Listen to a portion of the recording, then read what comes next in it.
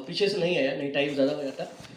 खैर कि मैं आपको सुनते ही आया जी हाँ, ये भी। और सर जिस तरह से संख्या घट रही है, लग रहा था सिर्फ महामना और मैं शेष रहेंगे कक्ष में, तो ये इसलिए धन्यवाद कि पहले बुला लिया आपने।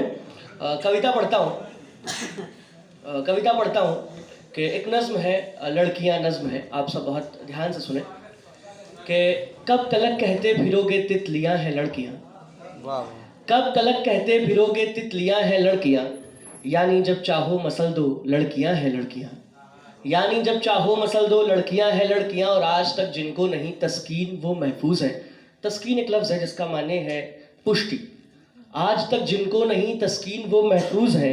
मर्द की बस्ती में बेघर बच्चियाँ हैं लड़कियाँ, मर्द की बस्ती में बेघर बच्चियाँ हैं लड़कियाँ। वो पराई तो नहीं है जोड़ती परिवार है, वो पराई तो नहीं है जोड़ती परिवार है। मैं कहूँगा इस जहाँ की डोरियाँ हैं लड़कियाँ, मैं कहूँगा इस जहाँ की डोरियाँ हैं लड़कियाँ।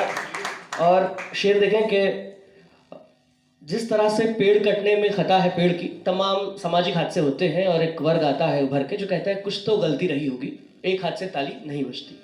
वहाँ से शेर कि जिस तरह से पेड़ कटने में खता है पेड़ की, जिस तरह से पेड़ कटने में खता है पेड़ की, उस तरह हर हादसे की खामियां हैं लड़कियां, उस तरह हर हादसे की खामियां हैं लड़कियां। बाप की अजमत मोहब्बत और भाई की अना, बाप की अजमत मोहब्बत और भाई की अना, लोरियां हैं और माँ की थपकियां हैं लड़कियां।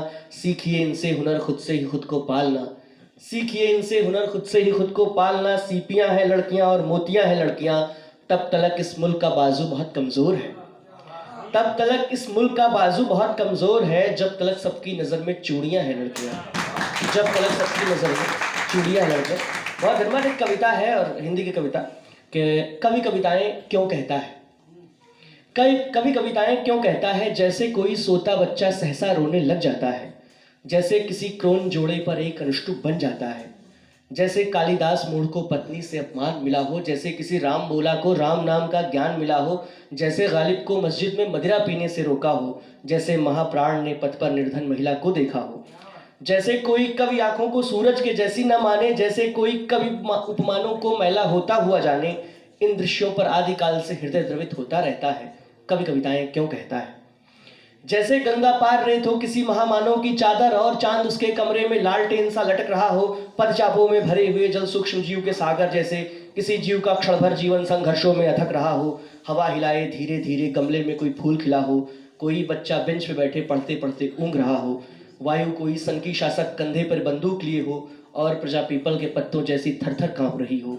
दुनिया के स्वप्नों से हटकर किसी व्यक्ति का अलग स्वप्न हो, उसके स्वप्न में पर्वत उपवन पशु पक्षी हो और नदी हो। इतने सारे दृश्य समेटे एकाकी पीड़ा सहता है, कवि कविताएं क्यों कहता है। कवि बहुत शुक्रिया।